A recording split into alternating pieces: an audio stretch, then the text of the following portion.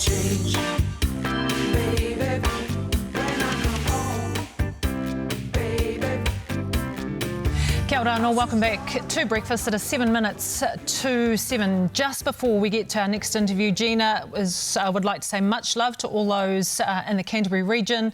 The families, emergency workers, stay safe. Kia kaha whānau, and Scott wishing all the residents in Ashburton all the very best, and let's hope that the rain stops. We are going to go sideways now, and Australian Prime Minister Scott Morrison touched down in Queenstown yesterday for his first face-to-face leaders meeting with Jacinda Ardern since February 2020. The images of delegates honging after the porphyry sent a powerful message to the world of two nations able to reconnect, having done better than most at coping with COVID-19. But our leaders have also been publicly at loggerheads in recent times, including over our respective stances regarding China, deportees and refugees. So how deep does that tension run? Enough to destabilise our relationship with our nearest neighbours, or is it just the normal squabbling you'd expect from siblings with slightly different personalities and perspectives? Joining us from Dunedin with his expert analysis is Professor Robert Patman, International Relations Specialist at the University of Otago. Professor Patman, thank you so much. It's lovely to have you on the show. We really appreciate your time this morning. Morena, Jenny, mate. Morena. Now, obviously, the annual meeting between New Zealand and Australia Prime Ministers serves a number of different purposes, but what is the main thing that these two will be hoping to achieve with this particular hui? I think clearly more coordination over the COVID-19 situation and in finessing the travel bubble between the two countries. But I think China is looming large here, and there have been some differences of emphasis, although I think they've been slightly exaggerated. For example, there have been media sources in Australia and Britain which have depicted New Zealand as the weak link in the Five Eyes intelligence sharing arrangement, because it's perceived as soft or neutral on China, which I think is a gross oversimplification. We do have an independent foreign policy, and at times New Zealand takes policies which upset Britain and the United States and Australia, as we've seen in the past.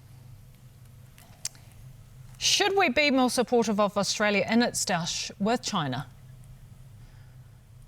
Well, I think we are. I mean, the crucial thing is that we have basically...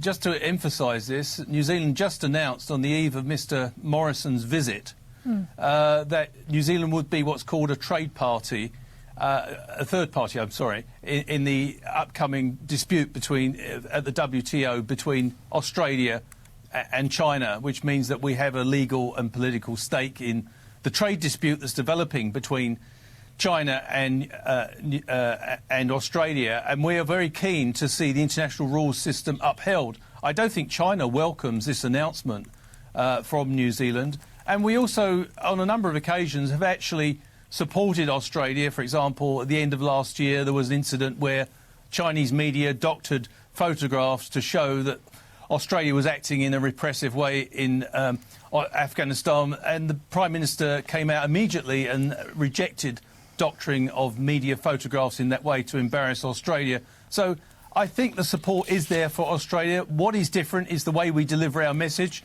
We often agree in substance with the position that the members of the Five Eyes are taking in relation to China, but we like to present the message in a way that doesn't put China too much in the corner on the defensive.